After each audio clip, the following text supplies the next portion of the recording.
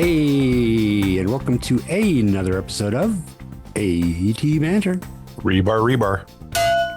I don't understand that reference. Hey, this is, of course, the podcast where what do we do? We talk with advocates and members of the disability community to educate and inspire better conversation.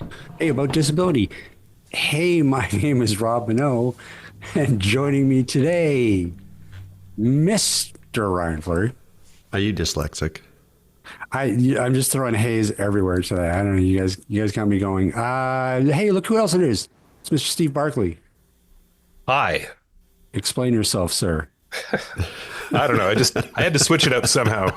I see. And rebar's on your mind. Exactly. Yeah. Okay, fair. That's fair. Hey, and we can't forget our most favoritist host ever, Miss Liz Malone. Oh, why you be lying already? Because you're the best. You're all that. It's Liz Appreciation Day. And a bag of chips. Oh, Lord. That's right. It's Liz Appreciation Day. I feel like Don't give her a week. Yeah, I was like, I'll go with you again. Don't shut up about that. How dare you? And actually, it's 4:30, so the day's over. So sorry, you must. Womp, womp. Where's the sad trouble? I know. I thought about bringing it on. Yeah, well, next week. Hey, how is everybody? Pretty darn fine. Yeah, I'll say I'm feeling pretty good. A little bird told me I might be doing pretty good in the hockey pool. So should we start with that? Should we go? I wouldn't say that it's you're doing good. I'd say the rest of us are just awful.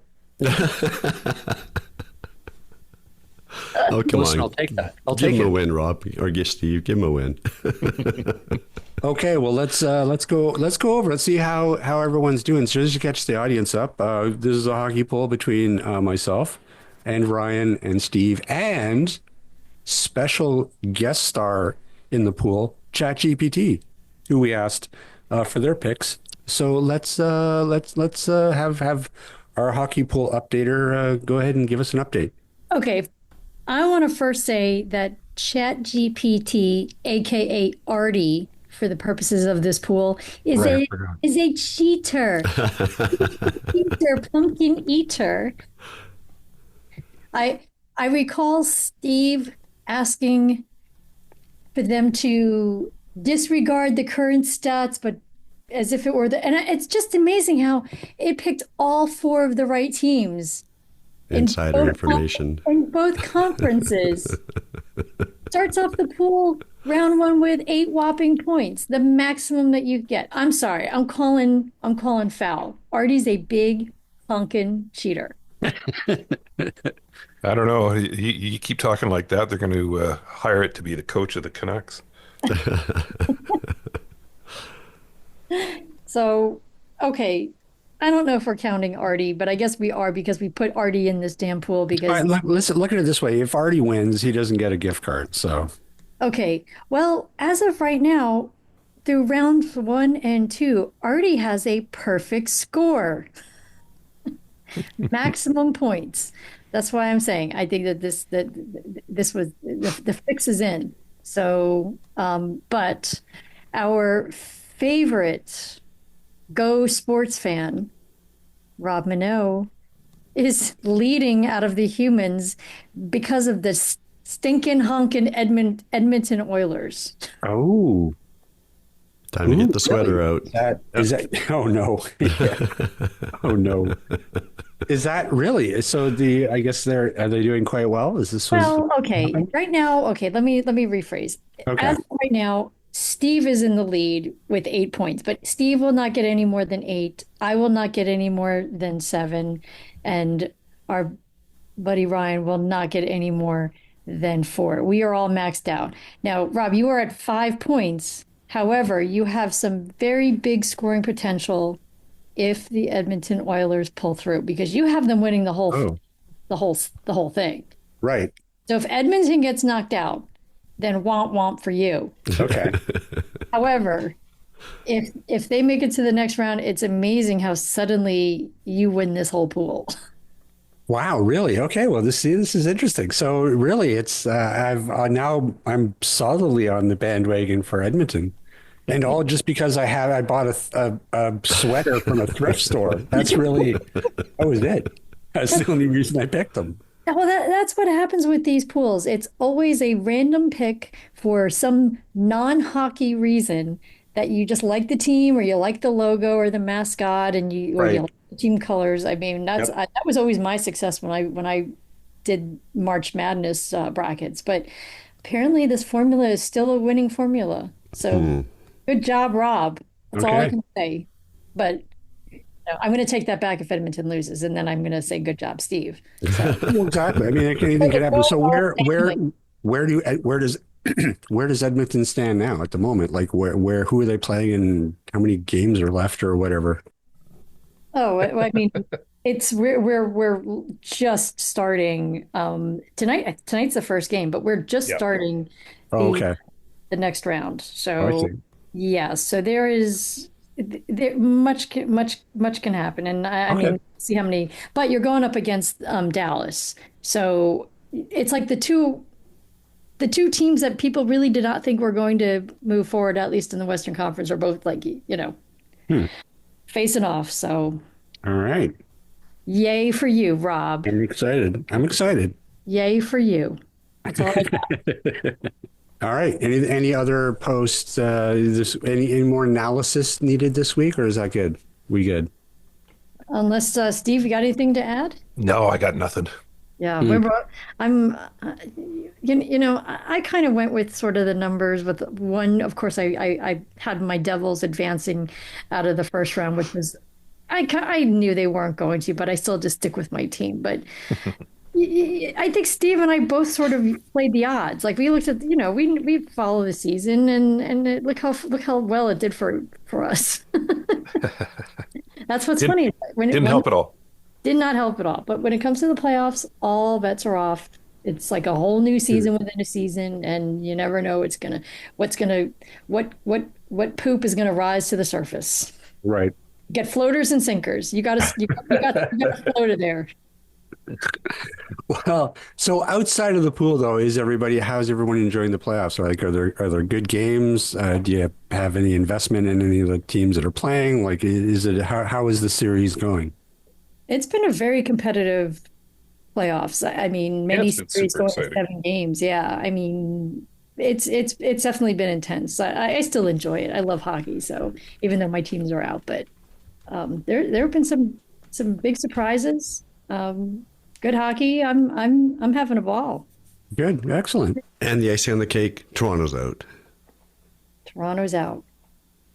Well, I have to say to you guys, there's always plenty of room on the bandwagon of Edmonton, so you guys are welcome to come join me on. I'm going to pass on the Oilers. And the Oilers. Really? All right, well, enough of that. We should probably get to the actual show. So without any more hockey talk, hey, Ryan, Yeah, Rob. what the heck are we doing today? Well, soon and very soon, it is going to be National Accessibility Week. And did you know National Accessibility Week goes all the way back to 1988 when it was National Access Awareness Week? I did not know that. So today we are talking with Chantal Oakes, who is the president of the Alliance for Equality of Blind Canadians BC affiliate, to tell us about an event that they are holding during National Accessibility Week. Chantal, welcome to the show. Thank you for having me. Did you know it went back that far? Actually, I was a participant in some of the events in 1988, as that's when I started my career with federal government. And way back then, they're very popular in participating in these events. And for some of us workers, it was the opportunity to get away from your desk a couple times a week during that week to participate in the different activities that they had to promote awareness. So yes. Yeah, I had no idea. Right. Throw some Madonna on the Walkman and go participate in the many events. Well, great. Well, listen, we're so thrilled for you to join us to talk a little bit about what AEBC is going to be up to for this year. But before we go down that route, maybe if you can just give us a little bit of a snapshot of AEBC for those folks who maybe haven't listened to your previous appearances. Give us a little bit of an idea what the organization does and your role in it. The organization is comprised of mainly advocates who are blind, partially sighted, or deafblind. And we want to advocate for the inclusion of people with disabilities such as us and the full participation in whatever society has to offer. Whether we do it differently, whether we do it a little slower, whether we have challenges getting to learn how to do certain things, we want to be included, and that's what AEBC does. We advocate on all levels of government to ensure our full participation, and it sounds easy, but they're often baby steps, and we just keep on trying. So tell us a little bit then about what you guys, how you guys are participating in National Accessibility Week this year. So we decided this year that on May 29th, we would have a virtual event. Would have been nice if it could have been in person, because I think sometimes that has a bit of bigger impact. But because we are sort of spread across the country and to invite and involve as many people as possible, we will be having an event which is part trivia and part ask me anything questions. So giving the participants, the guests we have invited, an opportunity to ask us anything. We will have 6 panelists throughout the event that will be prepared to answer any questions. And, you know, providing they're all respectful, and I'm sure that's not going to be an issue.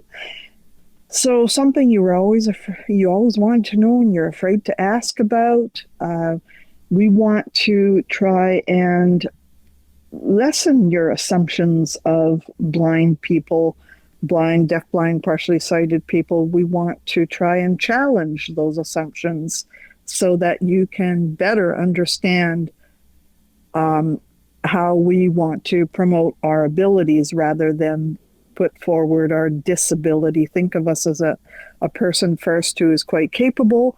As I said, we may do things differently, approach situations differently, but we are capable.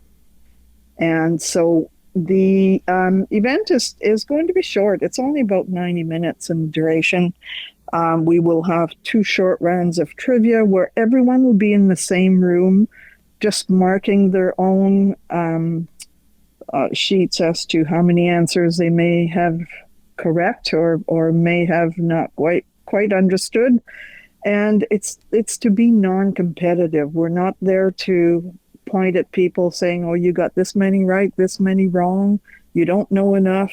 It is just to basically provide you with some different thoughts about whether something is a myth or whether something is actually what we do, what we feel, or how we do things. So a bit of myth busting and hopefully some removal of attitudinal barriers. Now, is this the first year that you guys have tried something like this? Yes, it is. And so, you know, we're quite anxious because, as you know, when many invitations have been sent out to everyone from government to employers to your neighbor who could be a volunteer in your community, who, you know, people who may have policy making and decision making abilities. We want to make sure that they make those decisions that are appropriate. People who you would interact with or maybe not if they're afraid to approach. You know, some people would rather not have to be asking questions, and therefore they'll just decide not to say hello or walk on by and not ask if you need help. So Many invitations have gone out, and we're a bit anxious about how many people are going to show up. We have a registration process. So far, we have a few who have responded to receiving our invitation, and they're going to see if, someone is interested in going or has the time to go. But we are looking forward to this first time, and if it works well, hopefully we'd be able to do it again in the future. Our event will be recorded so that we can put it on our YouTube channel. Now, what that's going to look like, we'll decide after it's done, to make sure that, the information we need to put forward to the public is easy to understand and that it makes sense. So I look forward to that, and it can be used as a promotion tool later on to whatever other event we might be able to plan. And Ask Me Anything should almost become a regular segment that AEBC brings forward as a program. Yeah, I think so too, because people shouldn't be afraid. And we talk about things like, should I say to a blind person, did you see that movie last night? Or did you watch TV? Or, I've known people that have known me for a long time, and they're still afraid to say those words. They trip over them every time they want to talk about something like that. So people need to be comfortable with how to address us, and also to include us in all the things that are available around our community, so we can participate and not be excluded. There really is no downside to having an event like this, especially on National Accessibility Week, because, a lot of these awareness weeks, they kind of, in the past, they've kind of come and gone without any organizations really doing a lot of activities. And I think that the more organizations that do even just something simple like this, like just a bit of trivia and an AMA for 90 minutes, getting the word out there, the more organizations that have these sort of grassroots events, spreading the word and spreading education. I mean, that's kind of the message of the entire week to begin with. And so I don't see the downside. And I really wish more organizations would actually do more like that. Well, even if only a few people show up, I mean, I would love to see 100 people there, but even if only 20 show up, then that's 20 more people that we've educated while having a little bit of fun at the same time. We want it to be sort of informal and not aggressive, in the sense that, you don't come away from there and thinking, well, did I get it all right? Did I learn anything? and just try to figure out what goes on in our lives as well. Not just, you see us taking the bus, you see us in a restaurant, you hire us for a job or anything. You need to be sure that, yes, you're saying we're asking the right things, but it's not necessarily about right and wrong. It's about being able to be comfortable with the questions that you ask and knowing that whatever it is you're learning then will be the right thing. So, for instance, if you never knew that you shouldn't address a guide dog, when you see someone with a guide dog, you can address the person, but don't address the dog, especially if you happen to know their name, or don't, make eye contact with them. I don't know if you've ever seen this, but occasionally someone will say, well, what's your dog's name? And the person will answer Hank. Well, that dog's name was never Hank, but they're not going to tell you, because I guarantee you 99.9% of the time that person will say, hi, Hank. Yeah, that's right. So, those kinds of things. And that's what we hope to be able to pass on as a message, as I said, in an informal and kind of friendly way. Yeah.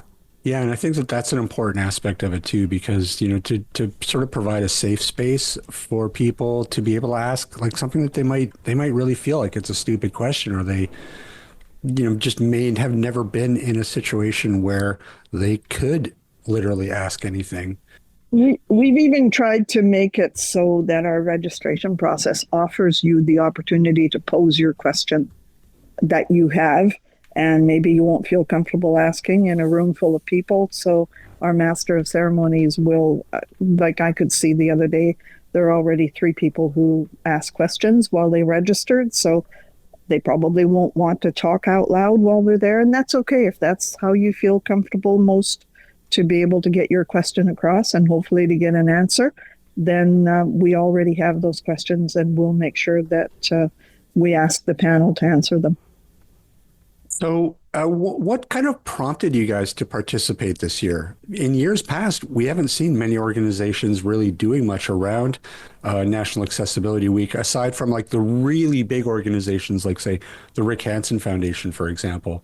I know they always do something every year. What made you guys choose this year to sort of pull the trigger on something? Well, actually, we've been trying to think of different ways to promote the Alliance for Equality of Blind Canadians so that we can create a higher profile for ourselves and be invited to more discussion tables when it's time for policymakers and decision makers to create things on our behalf, or they want to speak for us. We want to be there to speak for ourselves. So to increase our profiles, these are the types of events, in my opinion, that make a difference.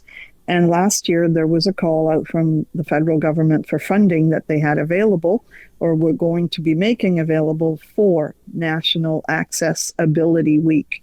We applied and we were not successful this time to get funding, but we thought, hey, we should try to participate anyway and, try to do things that wouldn't require the type of funding that we were asking for. It's a bit limiting, yes, we know that, but we're trying our best to do what we can to make an impression this time. So, and I think it would be good in the future. I know that not everyone agrees with it because I actually talked to a couple of people who say, well, it's all great that we do this for that 1 week and then everybody forgets about us the rest of the time. Well, maybe it depends on the type of message you're trying to get forward and how, what the impression is that you're about to put across when you prepare these events. And I know that since COVID, for instance, there hasn't been a lot of contact with many organizations who we're finally now, I think, starting to do things in person, which is great. But the idea that this can be done virtually across the country with different people, for us all the way from, if we have members from Newfoundland to all the way out to the West Coast. So the more people we can get to participate in, 4 or 5 different time zones, the better. I mean, I kind of have mixed feelings about awareness days in general. I feel like in ways we're kind of flooded with them these days. That's true. Every given week or month or day, there's some sort of awareness day. And I think that at some point the message can be in danger of getting watered down, or there just being too much out there for people to track. And in ways like things like accessibility and education around disability, it's so important that, it shouldn't just be a week long. This should be something that's goes on year round. And really that should be the message to push. And I've heard that sort of criticism before with things like National Accessibility Week. But, I think that the real advantage here is again, going back to these like little grassroots events that are just out there, that the cost is low. And it's really just people gathering together and doing a little bit of education. And I really do think that goes a long way, because the message there isn't about doing something specific for 1 week. It's not, Movember where, guys shave off their mustache, or no, I guess that's where they grow. No, you have to do it.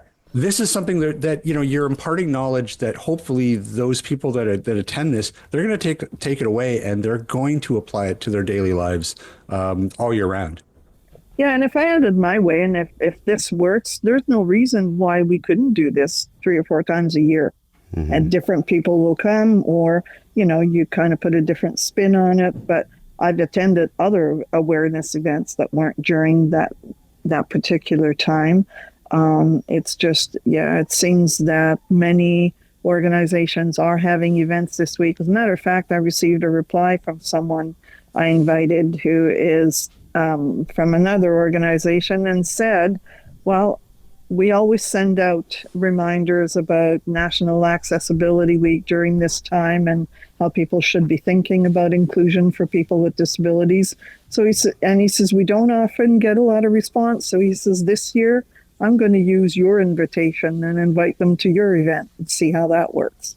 So it is recognized that, yeah, it can be a lot of work. We have a good working committee that put this together fairly quickly. Had we had a little more time to make sure that invitations might have been answered a little more favorably, well, that could have worked, but I don't know about you. I've had the experience of knowing sometimes you can send someone an invitation. They'll say, oh, well, that was so long ago, I forgot. And if you send it too close to the event, well, I'm sorry, now I have a commitment. You can't win. There is no right or wrong here. You just have to take your chance. For example, I happen to know that the BC legislature, it's their last day of sitting that afternoon. And I invited a few people that basically I got an answer back saying, you know what, when we're out of chambers, there's other things we need to do before we all leave for however long it is we leave. And so this is not going to work out. So we won't get anyone from any of the ministers from BC that we've invited for that particular reason. Oh, the NDP aren't doing anything. Oh, too soon. Sorry. Too soon. I tried, though. I really did. The politicians are lousy at trivia. And, the other thing was to try and pick a date. How do you know which date is best? I mean, this runs from the 26th to the 31st or the 25th to the 31st. So, it's not perfect for everyone, but this is the best we can do, and let's see how it works. Yeah, I mean, I don't really see any downside to events like this. And I would really hope that more organizations, take your example and just run something small. Even if 10 people show up to your event, it's a win. Because I don't think you can. It's really an invaluable service that you're putting out there for those 10 people that are participating and that are learning something that they may never have a chance to really learn about before. So, well, I've told a few people to pretend that I've invited them over for drinks, except they have to bring their own. And, you don't have to stay late. So hopefully they take that in the spirit in which it was given to them, and take that little bit of time to come and join us and maybe be a little more aware of what we're all about, and to make sure that they include us next time they plan an event or next time they think about hiring someone, or whether or not we get full benefits as they do for different events planned in our community. Right. Yeah, I noticed the city of Coquitlam next weekend is doing a sort of an open house accessibility fair. This is the third year I think they've done that. Yeah. So I'm going to go out there next Sunday. They've got exhibitors who are exhibiting different, Service Canada's there, CNIB's there. There's other disability groups that are there. Have you, Steve, seen anything in Burnaby or Vancouver, or Rob, seen anything in your areas? No. No? Yeah, no, nothing. Because I know every city had to have an advisory committee, an accessibility advisory committee, but in quotes, had to. Well, and this would be the perfect time for them to plan an event, put that on their schedule and say, well, we did do this. But is Kelowna doing anything, Chantal? I haven't really heard anything, no. And I've made sure to invite people from the community who I think, might be good people, the people who I think need to learn a little bit more. For instance, if you want to promote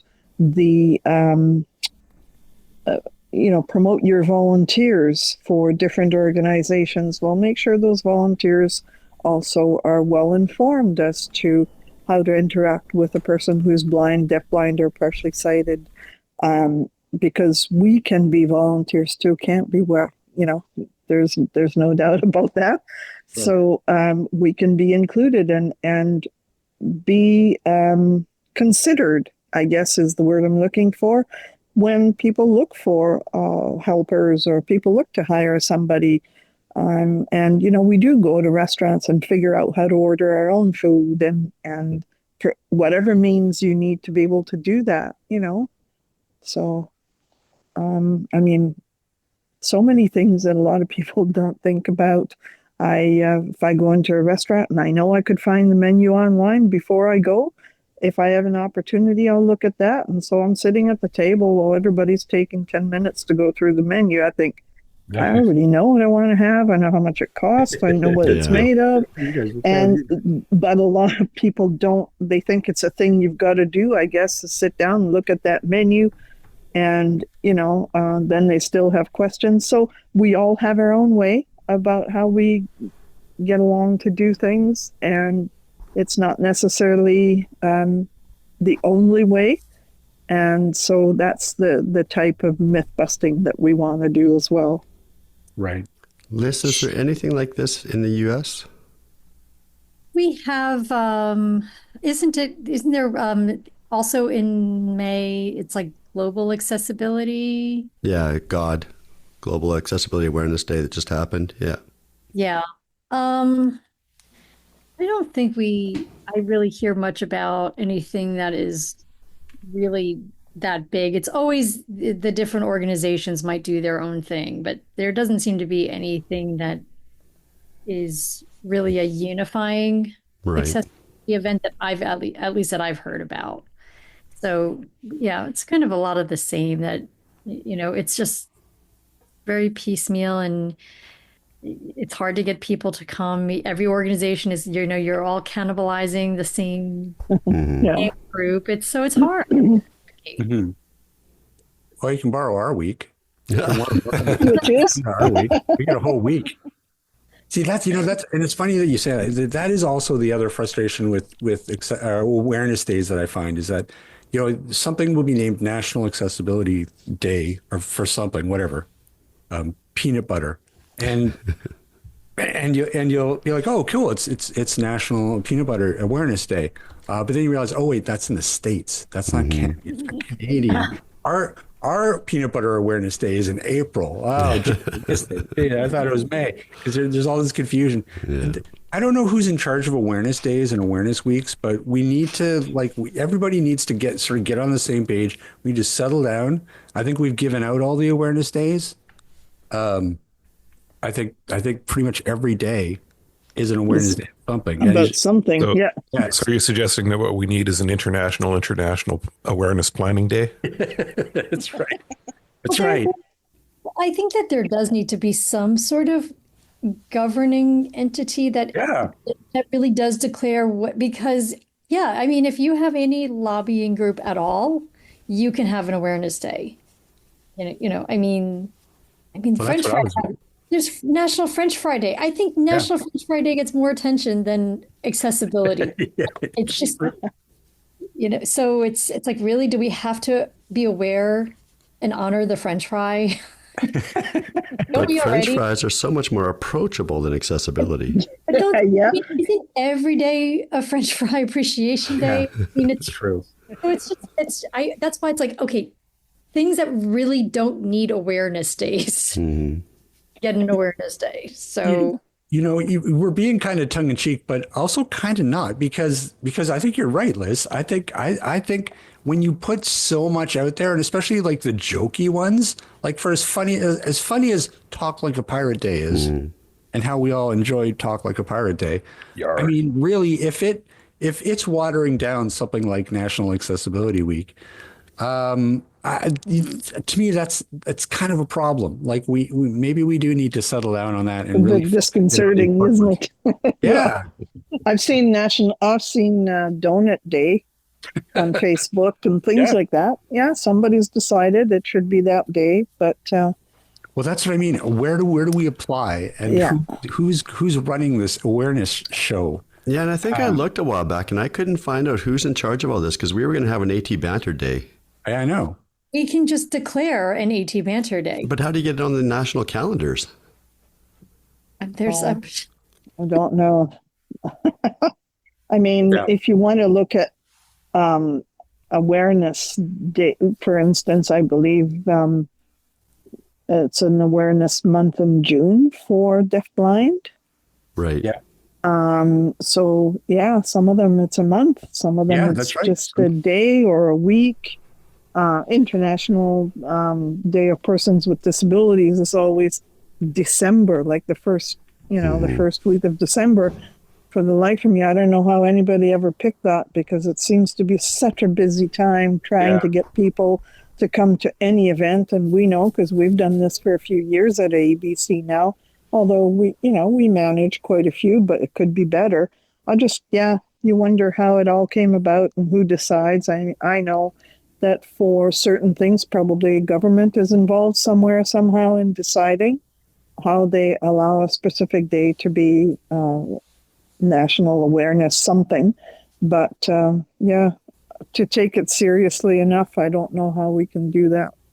Yeah, I don't think we can put the genie back in the bottle. I think No. we're just going to be stuck with French Fry Awareness Day, whether we like it or not.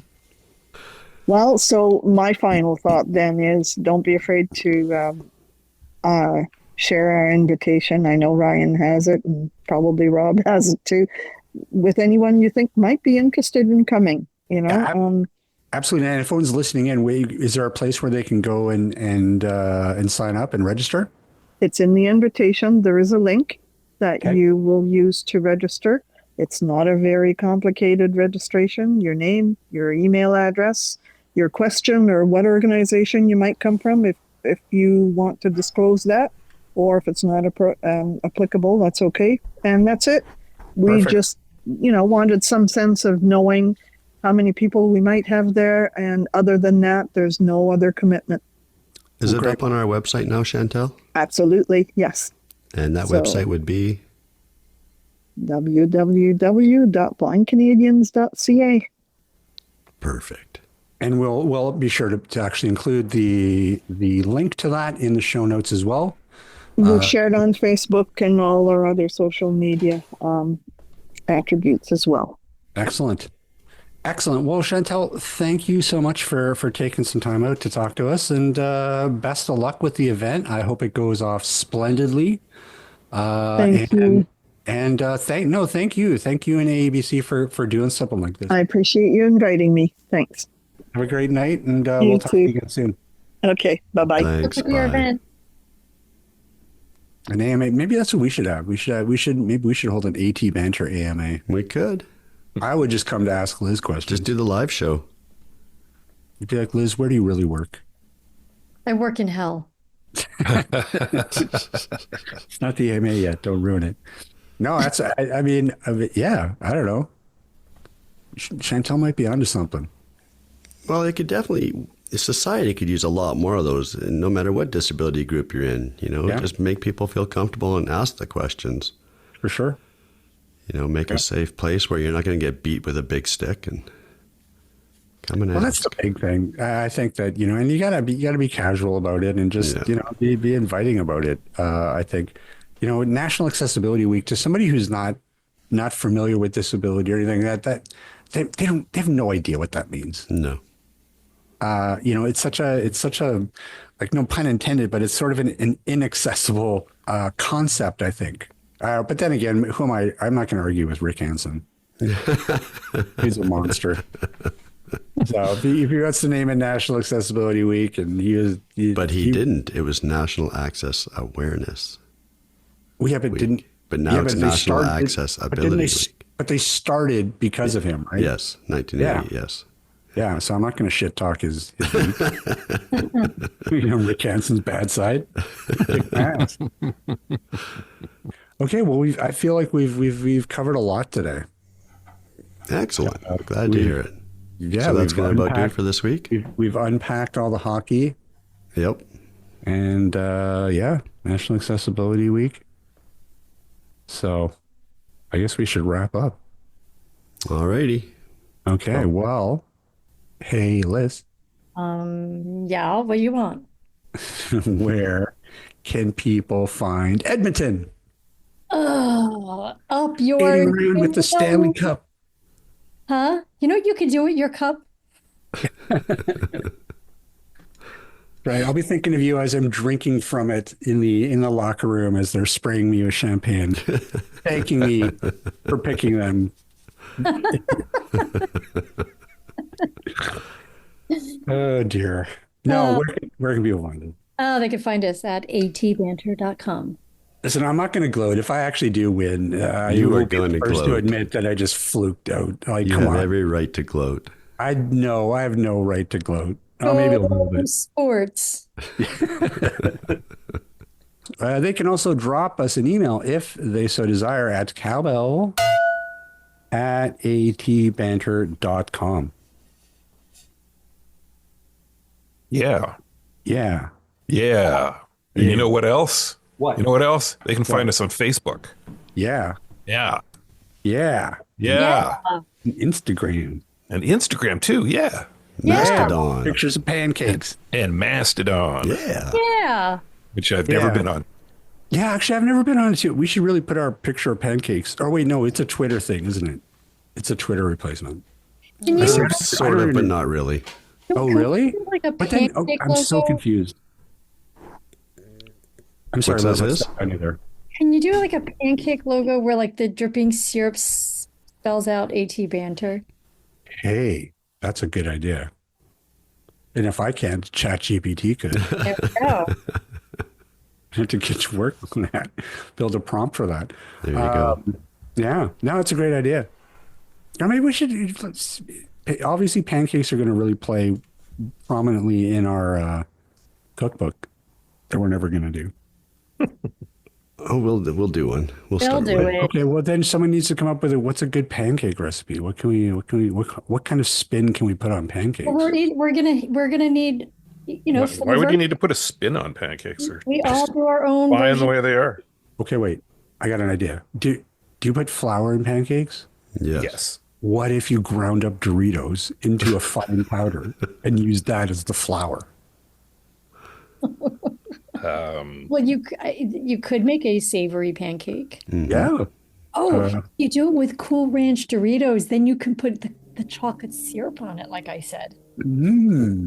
See, now we're cooking. Ranch and chocolate. See, all the best content of AT Banter is always just before we sign off. You Why notice are that? we giving away our best ideas? We need to like put together this cookbook and then make people buy it because It's All true. right. You Make got the them- contacts.